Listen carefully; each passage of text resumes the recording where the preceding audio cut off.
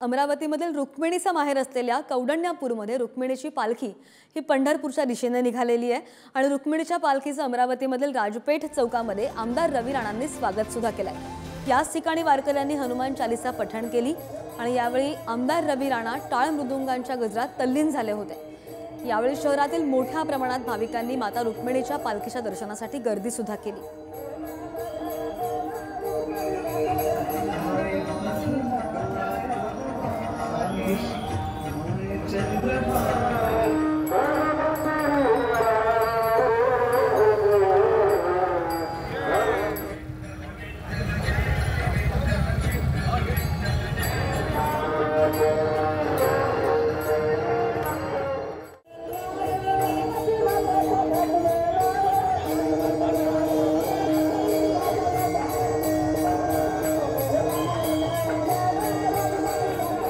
Thank you.